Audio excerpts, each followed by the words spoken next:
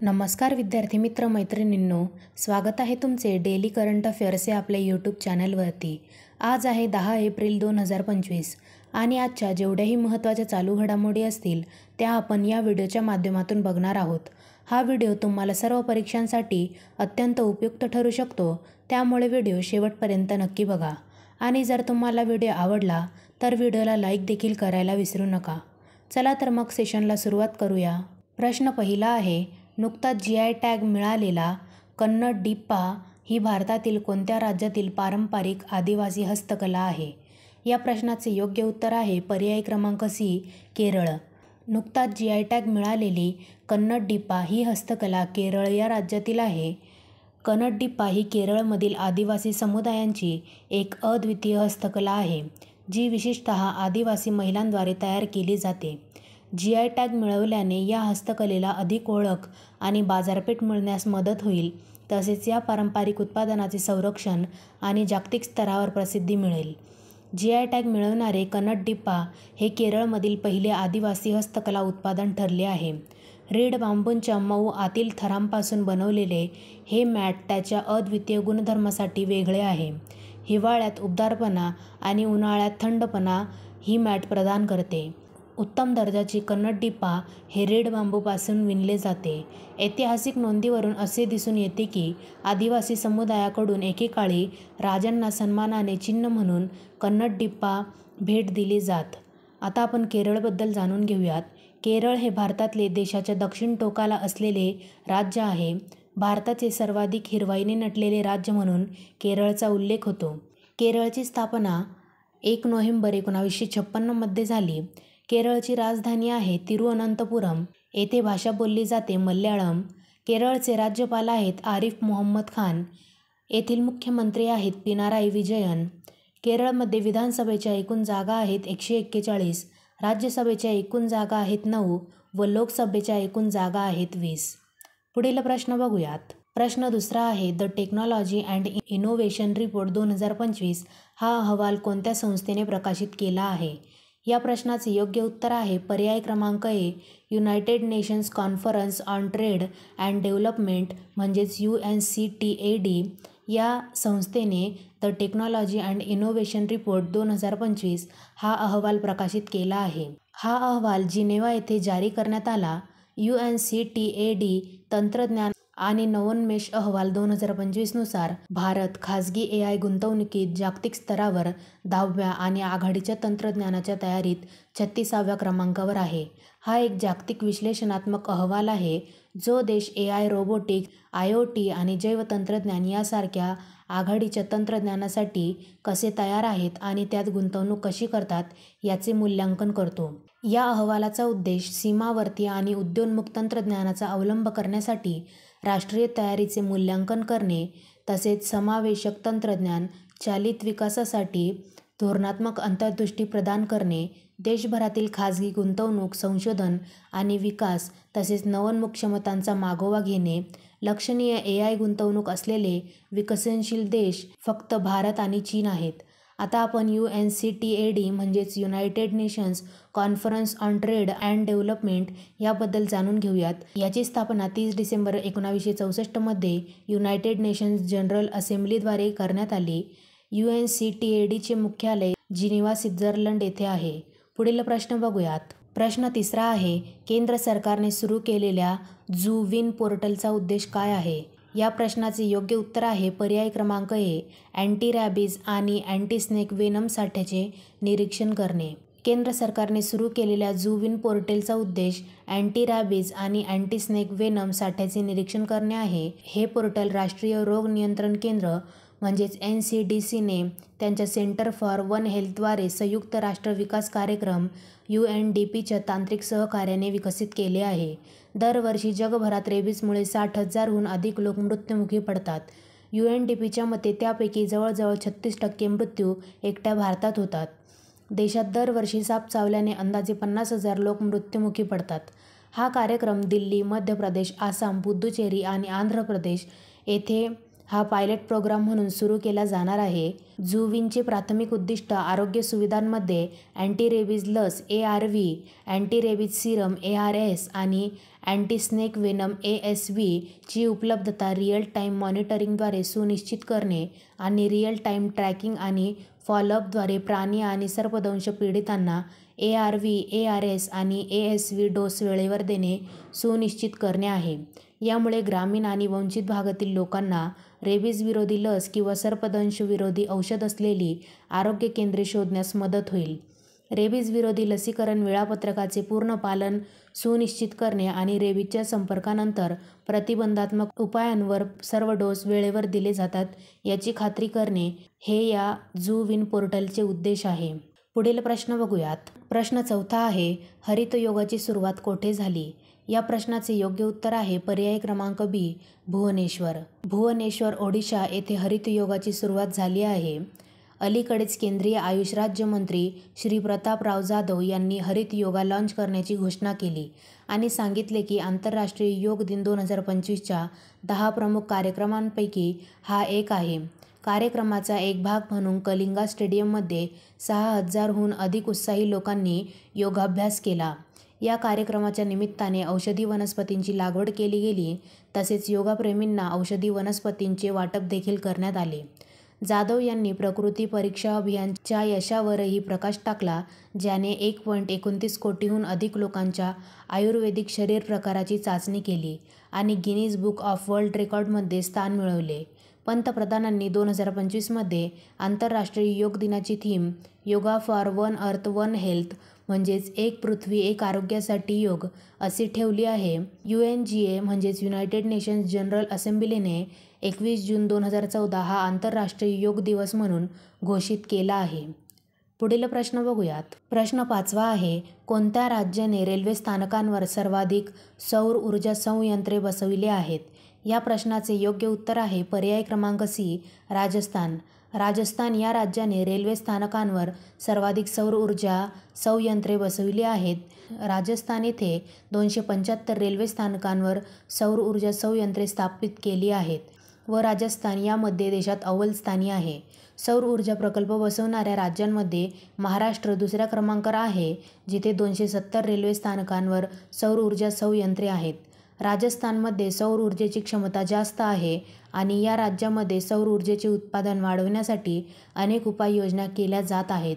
February 2025 पर्यंत देशातील एकूण 2,249 रेल्वे स्थानकांवर सौर ऊर्जा प्रकल्प बसवले गेले आहेत. भारतीय रेल्वेने 2025-26 पर्यंत 100% विद्युतीकरण साध्य करण्याचे लक्ष्य ठेवले आहे.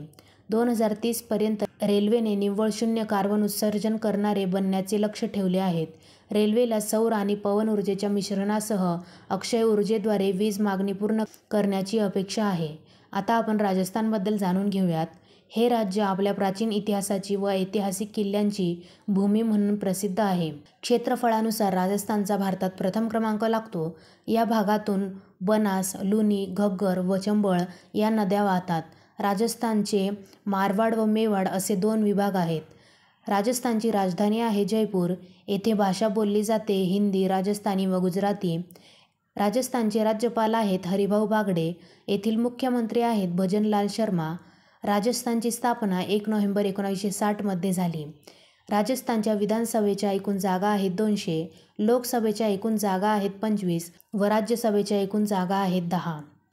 पुढील प्रश्न बघूयात. प्रश्न 6 आहे, कोणत्या मंत्रालयाने व्हायब्रंट विलेज प्रोग्राम 2 सुरू केला आहे? या प्रश्नाचे योग्य उत्तर आहे पर्याय क्रमांक B, गृह मंत्रालय.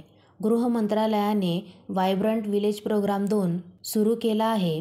गृह मंत्रालयाने या प्रोग्रामसाठी एकूण बजेट ठेवले आहे 6,839 कोटी, जे की 2024-25 ते 2028-29 पर्यंत असेल. याचा उद्देश उत्तर सीमा ओलांडून वसलेल्या सीमावर्ती गावांची सुरक्षा, विकास आणि राष्ट्रीय एकात्मता सुनिश्चित करणे आहे. आता आपण व्हायब्रंट विलेज प्रोग्रामबद्दल जाणून घेऊयात. व्हायब्रंट विलेज प्रोग्राम जो पहिला होता तो फेब्रुवारी 2023 मध्ये लॉन्च करण्यात आला. व्हायब्रंट विलेज प्रोग्राम ही एक केंद्रीय प्रायोजित योजना आहे. हे गृह मंत्रालयाद्वारे चालविले जाते. विकसित भारत @ 2047 आणि सुरक्षित आणि दोलायमान सीमा असे याचे विजन आहे. गुन्ह्यांना आळा घालणे आणि सीमेवरील अखंडतेला चालना देणे, तसेच सामरिक क्षेत्रात कनेक्टिव्हिटी आणि गव्हर्नन्स मजबूत करणे हे याचे उद्दिष्ट आहे. आता आपण व्हायब्रंट विलेज प्रोग्राम 2 बद्दल जाणून घेऊयात. ही एक योजना आहे जी पूर्णपणे केंद्र सरकारकडून अर्थसहाय्यित आहे. यापूर्वी व्हायब्रंट विलेज प्रोग्राम 1 मध्ये उत्तरेकडील सीमेवरील गावांचा समावेश होता. व्हायब्रंट विलेज प्रोग्राम 2 चे उद्दिष्ट सीमेवर वसलेल्या गावांमधील जीवनशैली सुधारण्यासाठी रोजगाराच्या संधी निर्माण करणे, तसेच सीमावर्ती सैन्यात सहाय्यक म्हणून स्थानिक लोकांचा समावेश करणे आहे.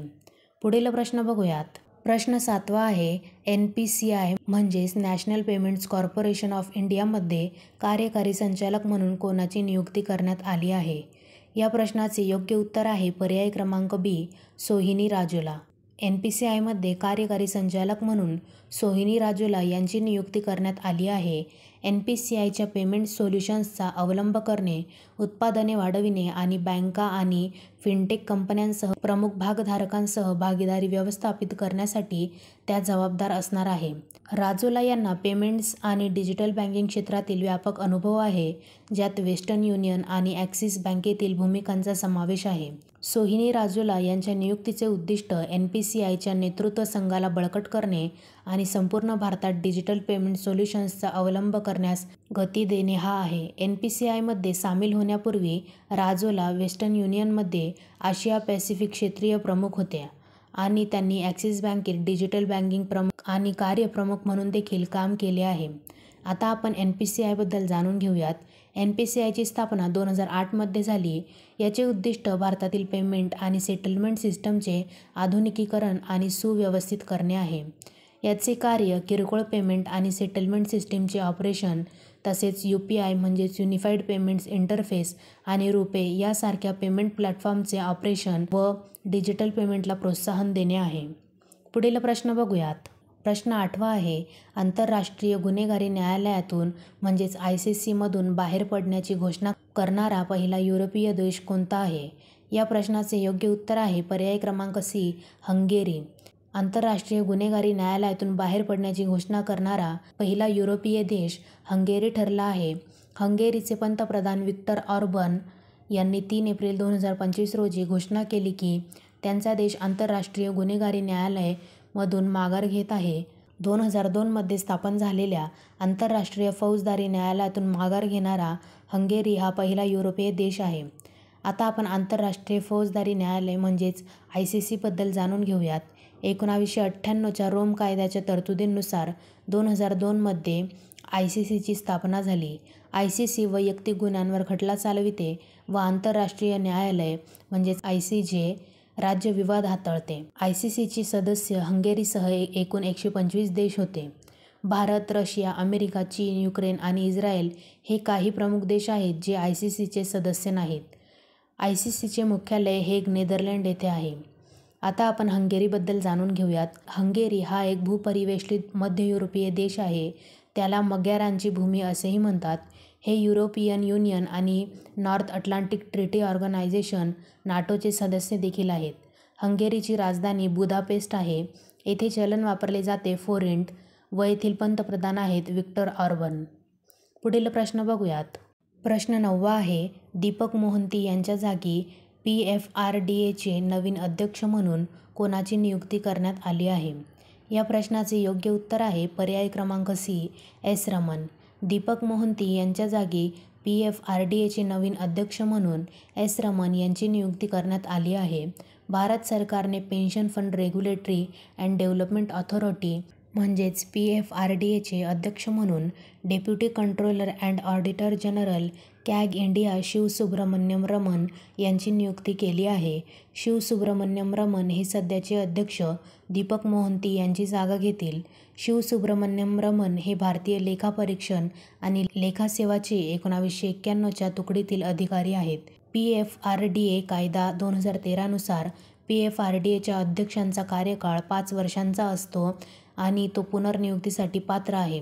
तथापि PFRDA अध्यक्षांचे निवृत्तीचे वय 65 वर्षे आहे. आता आपण PFRDAबद्दल जाणून घेऊयात.